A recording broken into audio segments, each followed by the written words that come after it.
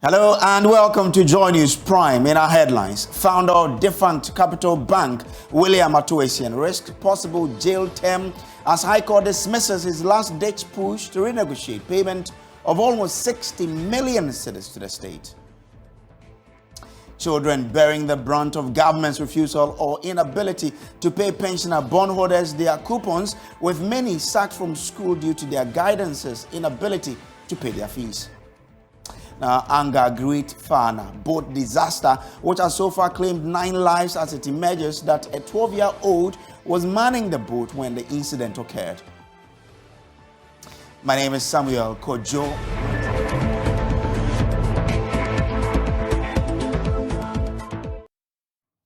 Now, founder of defunct Capital Bank, William Atuesian, risks possible jail term as an Accra High Court Thursday dismissed his last-ditch push to renegotiate a payment of almost 60 million cedis to the state. Atuesian has breached the terms of an agreement that saw him escape jail term and commit to refunding 90 million cedis to the state. He was to pay 20 million cedis of this amount by April 28, but only managed to cough out 4 million cedis. The businessman has, as a result of this agreement, been convicted for multiple counts of stealing and money laundering for his role in the collapse of the bank. Legal Affairs correspondent Joseph Acquah reports. Following the failure to meet the payment terms, the businessman is now required to pay 54 million cedis to the state. His lawyers came to court with a check of 1 million cedi in hand and a plea for them to be given more time. They explained he has simply run into difficulties making payment challenging. The Deputy Attorney General Alfred Tuayebo, however, disagreed. The convict is no longer an accused person. The convict was given every opportunity to be spared custodial sentence. He has spanned such an opportunity, and we think that the section in the Courts Act, Section 35(7), must apply. Even as I told the court, if you look at Section 35(7), the court does not even have the power or the discretion to extend time for such a convict. So we think that the convict has come to the end of the road, and for that matter, he must be sentenced. The court upheld this view as it dismissed the request for the hearing of imposition of custodial sentence to be put on hold. Mr. Acquah believes the businessman still has an option. If, for example, we expect that come here today, he will just come and say, have the 60 million. He will be spared custodial sentence. So if he's able to pay the 60 million, it's not likely that the court has adjourned the matter to next week. So if he has the 60 million next week and he comes to court and says he's paid it, that ends the matter. Yes, if you steal or you commit an offense against the state and it involves dishonesty, which has resulted in the state losing some amount of money, if you are convicted and sentenced, the next step is that the state will take a reasonable step to recover the money from you. So if, for example, he is not able to pay the outstanding sum and the court sentenced him to a prison term, that will not stop us from pursuing him to get that amount. The case is back in court on May 17. There is a strong push for the prosecution of persons whose negligence led to the drowning of 9 children at Fana, an island community near Wager, as it emerges tonight that a 12-year-old was manning the boat when the accident occurred. The boat was carrying 12 school children aged between 1 and 13 years, and the boat capsized, now drowning 9 with 3 of them surviving. Joy News understands the owner of the boat has reported himself to the police. We'll bring details of that particular story later on in this bulletin. You're still watching Joy News Prime here on the Joy News channel. To other stories now, and we're also reporting tonight that some children are bearing the brunt of government's failure to pay bondholders' coupons. Thursday, some of these children joined their parent and grandparent to demand what is due them. On day 4 of the picketing at the Finance Ministry, we will tell the story of Balbil Allen, who is now struggling to take care of her grandchildren and run her NGO that takes care of the aged.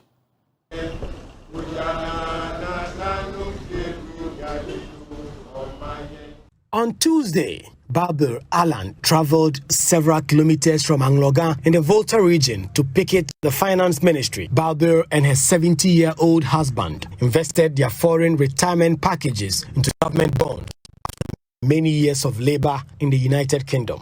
I lived in England and I decided to return to Ghana with my white English husband. We put our money into a microfinance company. We've not got all our money back. We're still waiting to get it all back. The remaining money he had, I told him, put it in government bonds. They are safe. We've put it into government bonds. Now, nothing is coming. I sold a family property. I feed several old women. I pay school fees for several young children. They are not yet of the age where they can attend secondary school, so they can't have free SHS. We have some of the old people we look after are sick. They need medication. We cannot afford their medication, and now, what are we supposed to do? Who do we go to? The only way we survive now is on my husband's pension. He's an old man and we live off his pension. We can't pay school fees. We've started pushing some of the young children we look after aside. We support charities because we think when you take from, you work and you earn, you give something back to the society within which you live. And now the little we have to give back is taken from us. What do we do now? Who do we go to? This is my first time coming here today, all the way from the Volta region, Anloga, to come and join my fellow Ghanaians to picket. Where do we go now? Barber operates the Alfred Aite Abbey Foundation, which takes care of a number of children and aged persons in Accra and in the Volta region, but returns from her bonds. She says she is haunted by the fear of losing her investment for the second time, a trauma that has compelled her to resort to anxiety pills. I'll go and farm. I have a land. I will farm. I will feed my children. I will be okay. But what of some of these other people who needed to buy medication, who don't have anything? Me, at least, I have a husband with a pension, a foreign pension, not a Ghanaian pension. If he was a Ghanaian pensioner, then this one, then I would die. This one, I'll have a heart attack or stroke, I will die. Already, I'm taking diazepam. Is it right to sleep at night because I have panic attack? My heart to start poop, poop, poop, poop, poop like this. Then I have to hit my chest. Then I take my diazepam. Is this right? It's not right. It's not fine at all. On Wednesday, Barber was accompanied to the picketing grounds by two of her cousins who are mentally challenged. She said it is becoming difficult to afford their medical needs. I have cousins who are having psychiatric problems. If I don't give them their medication, they will start going out on the streets screaming and shouting and stripping themselves naked. What am I supposed to do? They need their medication. It's very expensive. They need monthly hospital appointments. They need monthly blood tests because the medication they take is so high, it causes damage to the kidneys and liver. When she gets a kidney problem now, where am I going to get the money from? I have little girls, small little girls, from the age of 6 up to 14. We pay their school fees. Some of them we've stopped paying their school fees. Today, two of her grandchildren have accompanied her to picket in solidarity. They want government to pay their grandmother immediately. Because my grandma doesn't have money to pay my school fees for me. So they'll sack me out of the school when my grandma hasn't paid my school fees. So today I'm here for my grandma's money so that she can pay my school fees for me, so that I can go to school. But in the future I can be a police. Do you know who is holding your grandma's money? Yes. Who is holding your grandma's money? Nana Acquah. So if you meet him one-on-one today, what will you tell him? I'll tell him that I want my grandma's money back for her, because we are planting the house and then my grandma can buy food for us to eat when she doesn't have money. Mrs. Barber is frustrated by the dead silence of opinion leaders on their plight. Now, convener of the pensioner bondholders, Dr. Edu Ananientwi, says they are tired of continuously picketing and want government to honor its obligation to them. He reiterated their call to government to borrow from the T-bill market to pay them. Just go and borrow from the treasury bill market and pay. And if that is being done, government is going to is targeting 3.33 billion, and government is going to use, it needs 2.31 to pay maturing treasury bills. So it means a little over 1 billion is available. The question is government going to use this, as we have suggested, to clear all these arrears? And I want to believe that government will do that and clear all this. You don't need even that 1 billion to clear. A section, a portion of that 1 billion can clear every outstanding, whether it is for pensioners or those who self-exempted themselves can clear. So I can't see why government will take that money and still not pay all this. If government does that, we believe Monday, Tuesday, we will hear that everything is being paid. And once everything is paid, we won't come and sit down here. Once everything is paid and there's no outstanding, we won't come and sit down here. And we believe if everything is cleared and there's no outstanding, government will never go back and default again for us to come and sit here. It's a bad image. It is a very bad image. This second round of picketing shouldn't have happened. The first one, well, we don't know, but at least if that one has happened, we should have learned lessons from there and not allow it to be repeated. So we are hopeful that government will borrow from the treasury bill market and pay off and let have some peace.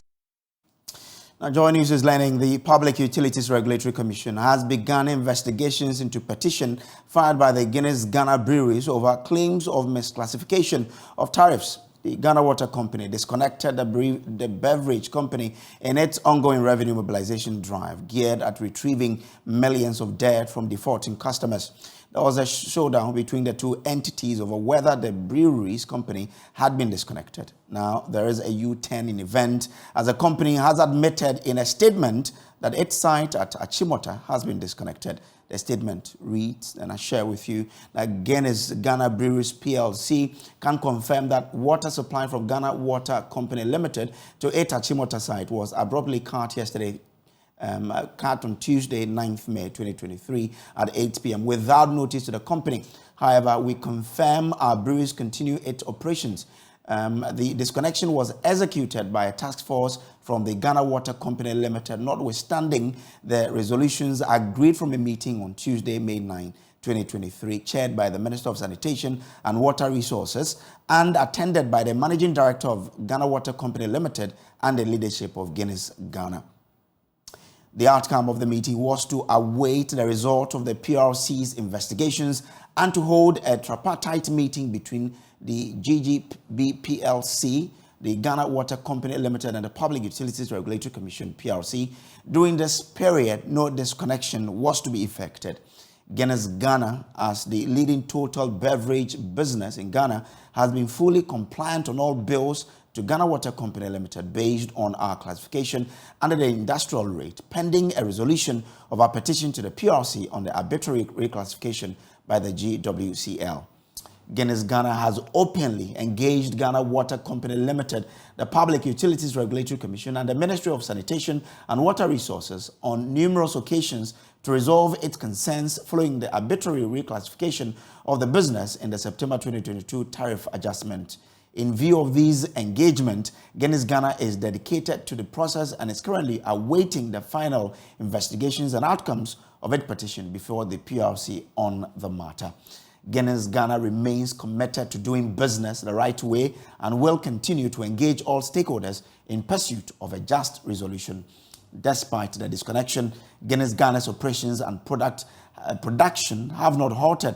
We continue to operate our brewery to serve the needs of our many loyal customers and consumers.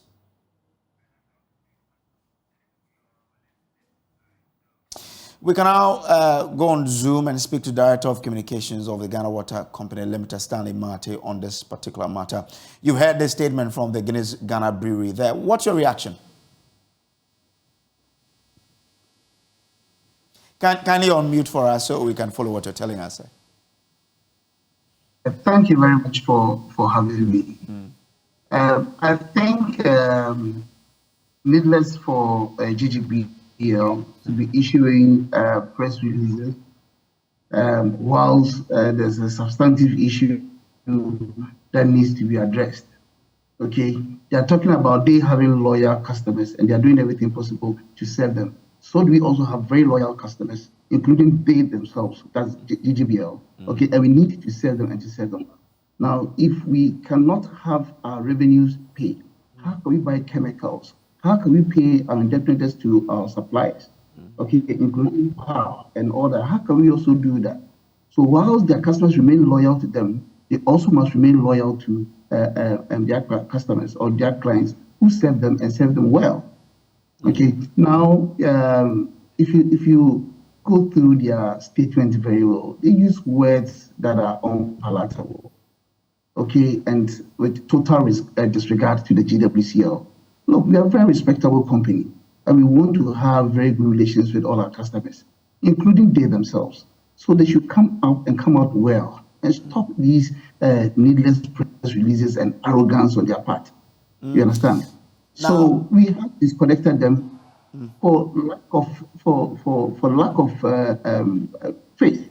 Okay, in fulfilling their revenue obligations to the GWCL. Okay, they should pay those. Now with PLC, what PLC is saying is that although they claim that there has been wrongful reclassification, they should still pay something on account while the challenge is being resolved. Okay, but again, according to the statement, together with the Kumasi. But Mr. Marty, according to the statement, we understand that PRC indicated that no customer should be disconnected until the completion of this investigation that is underway. What then necessitated this disconnection of the Achimota site? They also indicated in that same letter that pay some reasonable amount, and that reasonable amount is at the discretion of the GWCL. Whilst investigations, investigations are ongoing. Okay, so why are they taking one aspect of the letter and not the other aspect? Okay, what I want to say is that we also need the money to enable expansion. Okay. Now, if they are not ready to pay, what we are saying, okay, let's just curtail the services to you whilst we resolve the thing, because now they are consuming the water, and there are other people who also need the water, and they are ready to pay. So why do we give to somebody who's not ready to pay whilst there are others who are ready to pay? Okay, if you want investigations to complete before you do some payment, okay, we'll curtail the services, and then we'll wait till the resolution of the issue. Okay. If they pay any reasonable amount now, we'll have them reconnected, and our relationship will continue. Okay. We are not happy about the total disregard to the GWCL and their disrespect to GWCL. No, it is unfair. Okay. We are a very, very equitable organization. We respect ourselves and respect our customers. They should do the same. In its entirety, you're asking them to pay some respectable amount. But how much is Guinness Ghana company owing the water company? Together with their Kumasi offices, they are owing us at March ending 11 million cedis. If we build them for April, it will go above that. You understand? 11 million cedis. How do you just a company? How do you expect us to survive if there are several companies like that who are owing a similar amount? So please, they should stop these things. Just pay the money whilst investigations go on. Okay. We have a good relationship. Let it continue. Okay. We shouldn't be discussing this in the media. If had respect for us and handed our meetings, we would have resolved these things. But I'm grateful. Just because they disregarded us. Grateful to you. Stanley Marty speaks for the Ghana Water Company, still staying with the utility sector. The Electricity Company of Ghana, ECG, has announced it will no longer accept cash at any of its district offices across the country henceforth. This is because it has migrated onto a digital payment system. Hence, customers will now be required to load their wallet before visiting any office for transactions. Managing Director of ECG, Samuel Dubik Mahama, speaking on the Joy Super Morning Show, however, indicated such transactions will not attract any e-levy. Meanwhile, some residents of Kumasi have been reacting to the incessant power outages there. During the time of the NDC, they gave us a timetable, but this time there's absolutely nothing. The light goes off about 10 times a day. They should admit doom so is back. Because Ghana for time I best time 2 minutes be doom light. So we had drink. I say no be brave. Me say me fridge I say kwa me coffee there come repairs. Doomso has started. I sell drinks, and considering this current situation, it's affecting my business. If this continues, it will be difficult for us. Oh, nyame ni mekwe basa de se be ha adwene mum. E be ha adwene kire say, yentimi nya adwuma no se de se ye den. Ye na because adwuma no krofo bebre de light na ye den. E ye adwuma. Enti se light ne de se koba ne sa e be ha o man na nkasa. Oh, ha me pa, as you can see, injuma bebre go on my yentimi ye. Nko omuna so generating this week ya. Tiama the unstable light is making me lose so many jobs. Sometimes when the light goes off in the morning, it comes back in the afternoon, and that is worrying. Without light, I can't do anything.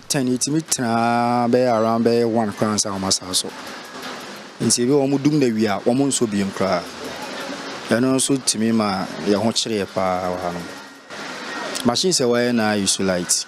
Without light, the problem is that anytime I close from work, I will go home and experience lights out. My fridge is faulty because I do not have stable light.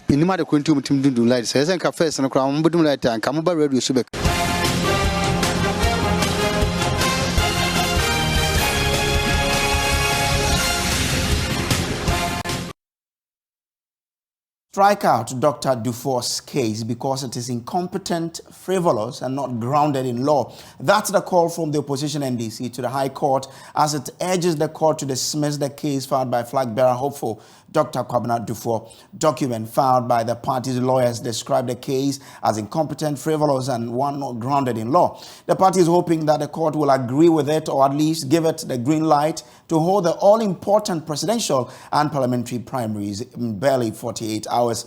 Dr. Dufour alleges the list of voters handed him by the party is bloated and not an accurate reflection of eligible delegate. Head of research for the Dufour's campaign, Dr. Kofi Kukubo, says the case will be withdrawn only if the matter calls of the polls. The party calls of the polls. He was speaking to Evans Mensah on PM Express. They should give us the provision, the guideline. They should state clearly where that is stated in the guideline. Okay. So what you're asking for is a voters register? Because that's what they promised. That's the assurance that has been given. Verbally? Was it documented? It's documented. The last meeting we had, we have minutes. Okay. So let me ask you, since you've also referenced the guide, written guide to elections, what is stated in there? There's nothing stated there on the register. Okay, away from the register list or whatever, what was stated there as a prerequisite that you will need or will be giving for the primary? Was anything stated there like that, and what was it? Nothing is stated in the guideline. But they have some obligations towards you. Correct. It must have been stated in their thing. Exactly. What was it? What was the obligation? The obligation primarily is to ensure free and fair elections. How? But the guideline would have stated how they will deliver that. It's not stated in the guideline. But you should have challenged that. You should have raised questions around that. No, why should we challenge it? Because Regulation 8 of the guideline clearly stipulates the rules that will apply. Because the election shall be conducted by Electoral Commission of Ghana in collaboration with the National Democratic Congress. So purely, if then Regulation 812 states that on the day of elections, the laws of EC shall apply, unless other was stated. We can now listen to NDC's Director of Legal Affairs, Abraham Amaleba, who insists the case filed by Dr. Dufour is without merit. If the guidelines are talking about delegates list, the next question to ask is, has the party furnished the aspirants with the delegates list? The answer is yes. The full complement, the full complement of the delegates list. Yes, the delegates. That's why when you look at their rates, they are not mentioning the delegates list at all. The delegates list was given to the aspirants in March when the vetting was concluded. So, as we speak now, the party has not violated any of its rules. The delegates list have been made available, and they have the delegates list. Now, key contender John Mahame's camp are very much okay with what's happening. They are only asking that the party is able to come off and go ahead to organize this primaries. Dr. Peter Tukono is with the John Mahame's campaign team. We have gone through the delegate list, and we have followed the elections even from last year. And the same people who are on the delegates list are the same people in this delegate list. So you are satisfied with the credibility of the delegates list you were given? Certainly. I mean, the delegate list that we were given, the names correspond, and we had no problem. We have checked the constituencies, and they have confirmed that these are the individuals who have been elected, who participated in the elections. So this is the trick. Okay. Now, this is the angle our friends are coming from. So the party decided at the last meeting when they announced to us, when we filed our nominations, that, okay, to make the election more transparent and credible, presenting your ID cards to verify the list, perhaps we should add the photos of the individuals in our list, such that when you bring your photo ID, which is the Ghana card or a passport or a party ID card, which bears the photo, they can be also to do some facial recognition or facial verification somewhat. So they are trying to work on that. Now, tension is mounting in the Ablekuma North constituency of the National Democratic Congress ahead of the party's scheduled primaries, which is also currently hanging in the balance. Joy News is learning that a move to renovate the party's office in the constituency was earlier stalled due to a reported misunderstanding between the owner of the structure and one of the parliamentary candidate aspirants. Let's now cross over to my colleague Pakwesi Shandov, who's in the constituency to fetch the latest. Pakwesi, what accounting for the latest controversy in the area, and what have the delegates been telling you?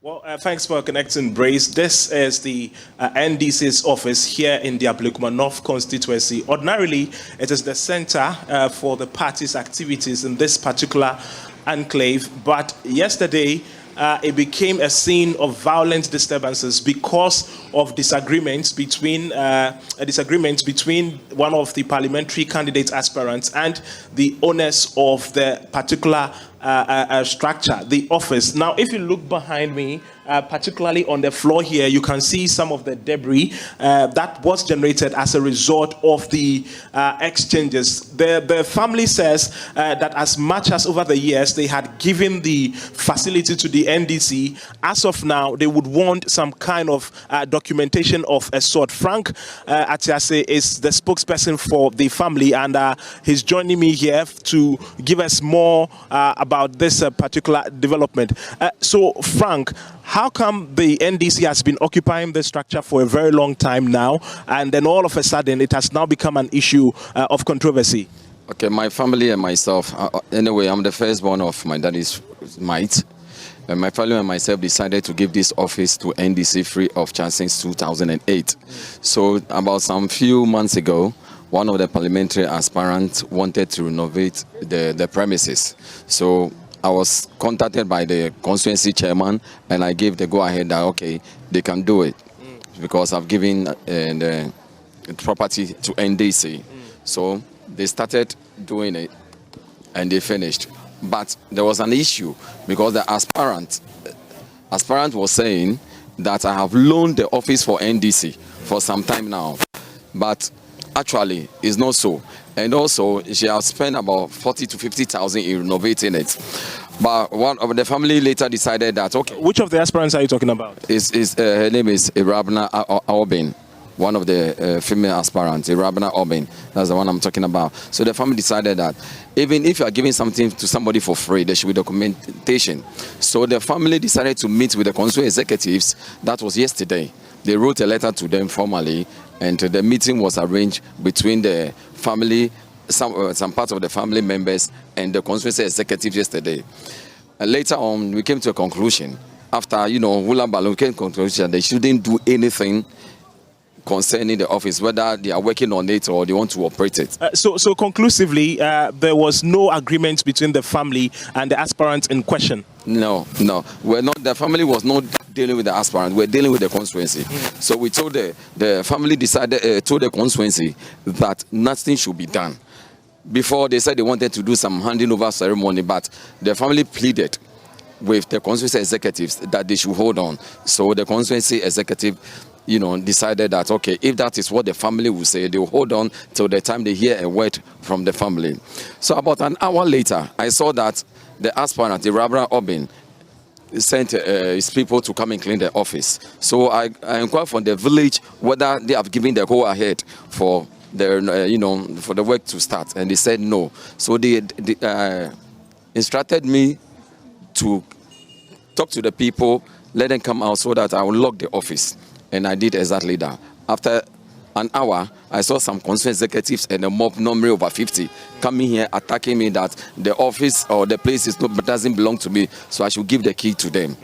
So whilst we are arguing, I don't know where they had the spare key from. They opened the office, and I was approaching them that they should stop what they are doing. They shouldn't disrespect my family because we have, given the office to the party. So at least they should show some sort of respect to the family. Before I should say Jack, they started punching on me, bouncing on me, hitting me mercilessly. Just imagine a party member have given his property to the party. Just because you wanted the interest of your family to be advanced? Yeah, yes. What my family said, I just want the constituency to, listening to what we the family have said. But there are concerns that the reason you did not, or let me say your family did not want the facility commissioned is because you are supporting another parliamentary aspirant. Well, when the aspirant who was doing, the Rabna was doing this thing, she's taking pictures already, so everybody in the constituency knows that she's the one doing it. So whether I allow this thing to go on, she's marketed herself already, and even telling people she spent about 40 to 50,000 in renovating it. So commission it will not change anything because you've marketed yourself already. So not to cut you, have you reported the incident to the police? Yes, I was just from the police station this evening about the assault. I was there, and also when I went there, they gave me a form to the hospital. So I just did that at Kolebu Hospital yesterday. So I gave the report to them yesterday, and today we're invited to the police. All right. We have one of the constituency executives here, Noel Dampare, who is also concerned about this particular development. Noel, apparently there is tension here in the constituency. When we came here, from all the engagements that we had, it's obvious that all is not well. Your thoughts? It is very, very unfortunate. Yeah, very, very unfortunate. I don't think this thing should have even happened in the first place. We've been here in harmony. It's very unfortunate. I think I wouldn't hold breath for anybody, but I think this is an issue that we have to try to handle it at home. So I wouldn't want to go too much further. It has happened for now. So I think the leaders of the party, in their own small way, are trying their best to resolve the whole issue. So for me, it even went out too early in the news. It's very unfortunate this didn't happen. But I think the leaders of NDC will not sleep over this. Right. Eric Megan is also a party executive, a sympathizer, and he also has some thoughts to share. Now, Eric, quickly, your thoughts on this particular development as well. Okay, thank you very much. I think that the party leadership has actually met the two parties, that the family and then the constituency executive, even from the regional level. And I think that much of this issue should come to an end, or to a peaceful resolution. And I think from there, those of us who, or those parties involved who think that there's a break, I want to assure the supporters of the party that there's no break at all.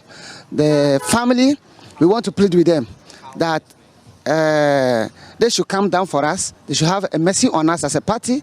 We are going to do everything to ensure that there's a peace in Ablekuma. In fact, there's no break at all. It's just an issue that happened, and then we are doing everything possible to make sure that there's an amicable resolution to this. So, Right. We'll leave it here now, but of course we'll be following up on this particular development. So, Brace, that's all by way of updates on the tensions here in the Ablekuma North constituency. That's my colleague, Pankwesi Shandoff there. Now, Joy News wishes to retract and apologize to management, teachers, pupils, and all stakeholders of the Rich Church School for the use of videos of the school in our broadcast on Monday, 8th May 2023. During the Joy News Prime, we used videos of the school as B-rolls for a story we did on non-formal education. This was not done with malice or any intent to bring the name of the school into disrepute. The story has subsequently been removed from all our platforms. We therefore offer sincere apologies for this error in production and assure the school that we have taken steps to stop a reoccurrence. You're also watching Joy News Prime. We'll take a quick break. We'll be back with more stories. Stay with us.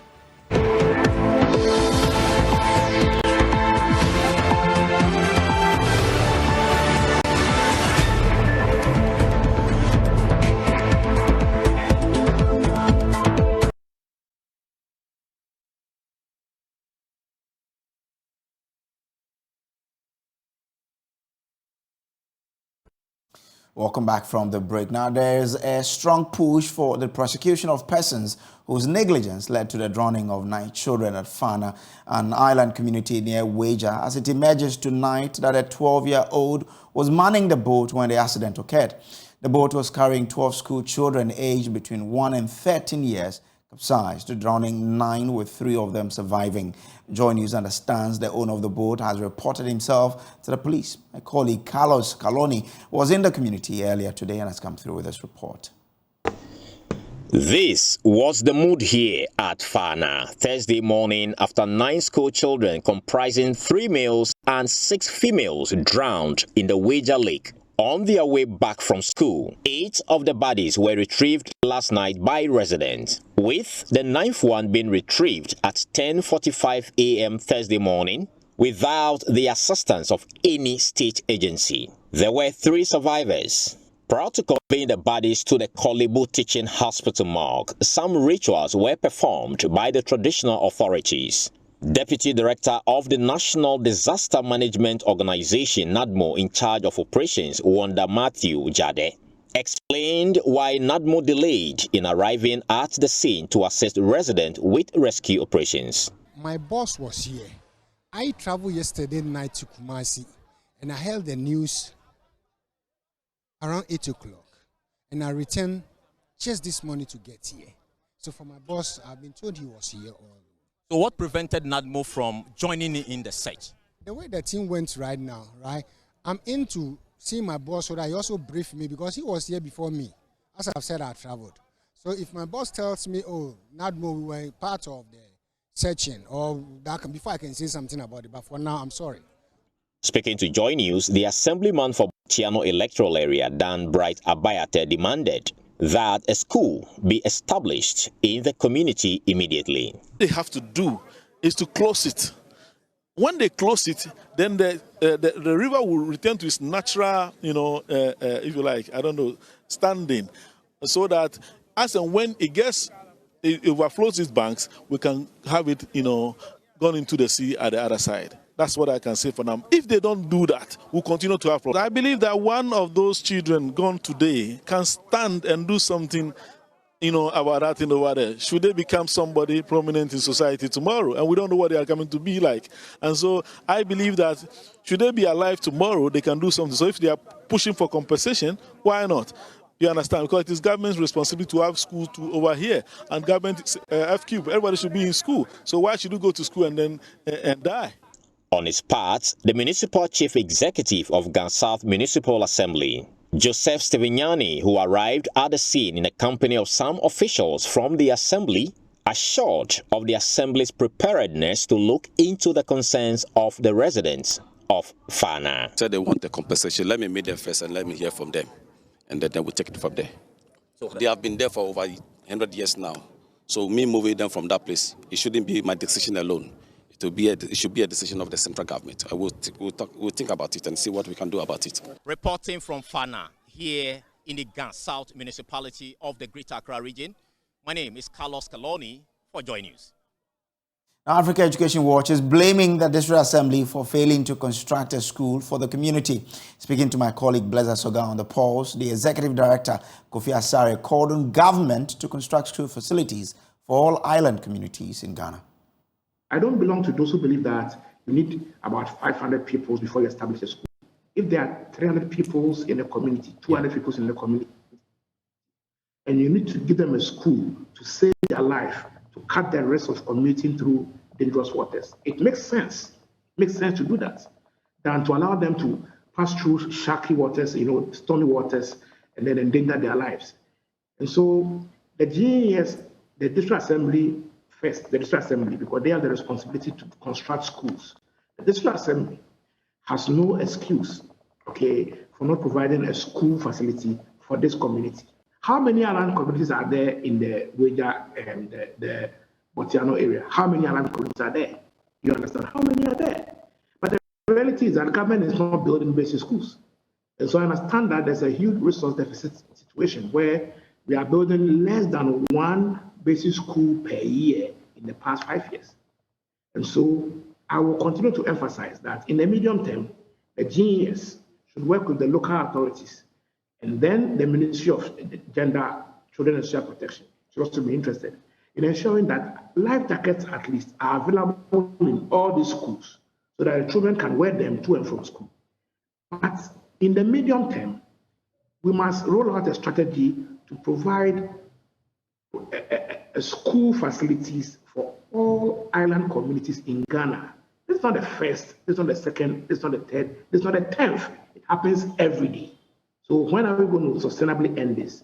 Providing a school for this island community. That's the only way you solve this. So watching Joy News Prime, we'll take a break. We'll be back with the show. Stay with us.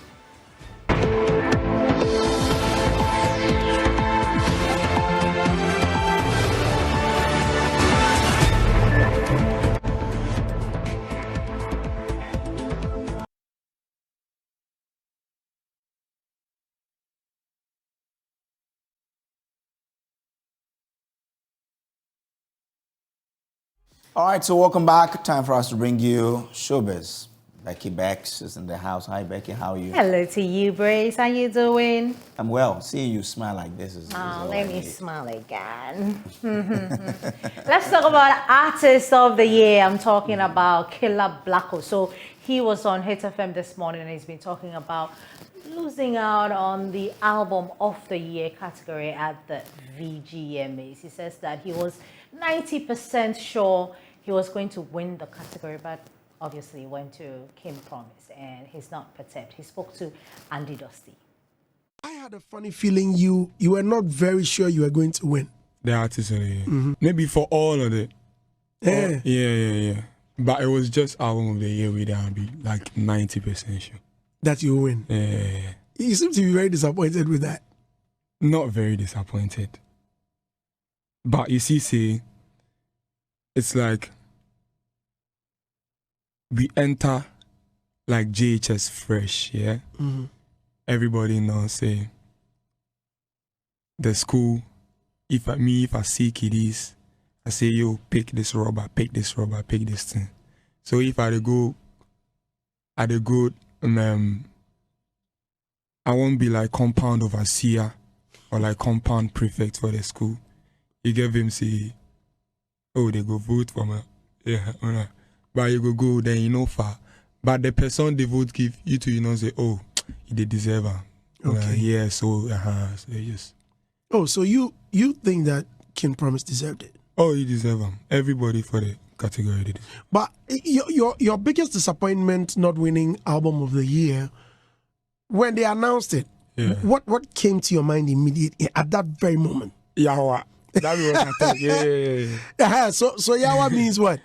The award be Yawa. No. Okay. So it be Yawa. I find you. What we were thinking would happen, then happened. So Yawa. Then we move on from there. You really wanted to pick the album, the album of the year. Was it to please your label or your team for the hard work, or yourself? No. Or was there any other definition for that? For the album itself. So, cause me, I understand my creations as like babies, things that are here and about to live forever. Yeah, so like for the album itself, and for my fans and for myself, for my team, for everyone that's been believing in me and whatever I create. All right, so that's Black Code. Yeah. Have you ever had a broken heart before? I would love to share my broken heart experience. I'm actually going through one right now. Okay. They actually don't. The worst broken hearts that you can ever get, that they leave you, like they just dump you without, saying anything. Oh, so someone dumped you without saying anything? Well, I'm a human being. Such a beautiful creature. Yeah. Really? I'm all over the place. I'm all over the place. Oh, I think yeah, he doesn't like all over the place. Oh. So he's not calling me anymore. He's not even picking my calls anymore. Oh. I'm so sad. Sorry. But can you imagine, Blacko wants to go through that phase so that he can create music. Okay. Blacko. Right. A broken heart? Yeah. Nah, I'm not sure.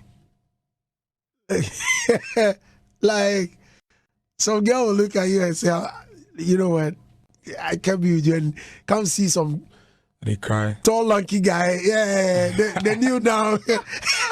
Nah. So you see Blacko, they kneel down in front of me and say, oh, babe, one more, be there. Slow. If it's slow, never will it happen. I go like make it happen. Yeah. I go like make it happen. I go like experience. I don't know the music I go make from that time.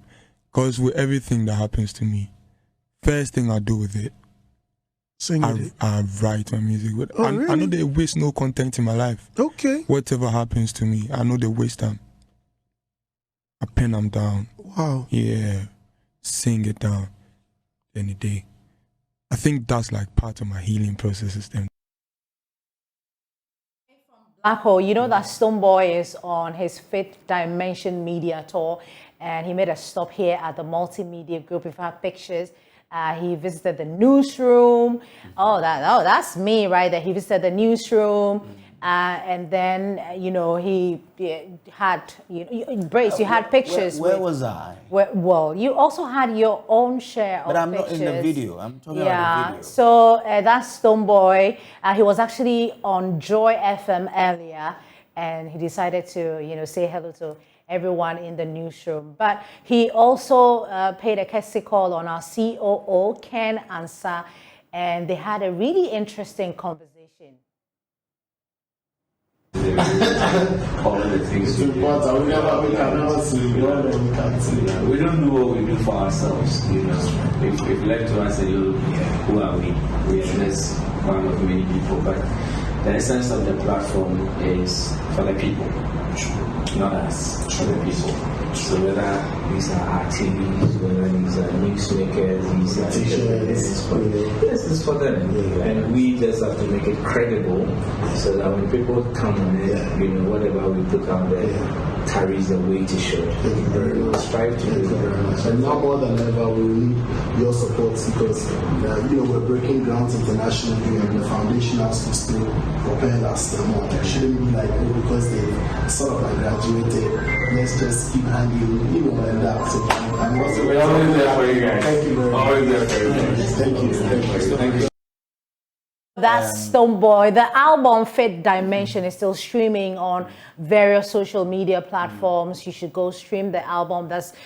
They spoke about support and the relationship between Stonebwoy and the Multimedia Group is very tight. It's just like the way Beyonce's relationship is tight with Jay-Z, okay. and all of that. All right. Thank you very much for watching. But I have a fight with Nicole because he left me out in that video with Stonebwoy. Well, you can go on his social media page. There's a Stonebwoy's picture there, and also my social media page. There's a Stonebwoy's picture there. We're grateful. That's how we call it a wrap. Yeah. There's more news on myjoyonline.com. Prime Business is happening with Beverly Broom. Stay on. Bye.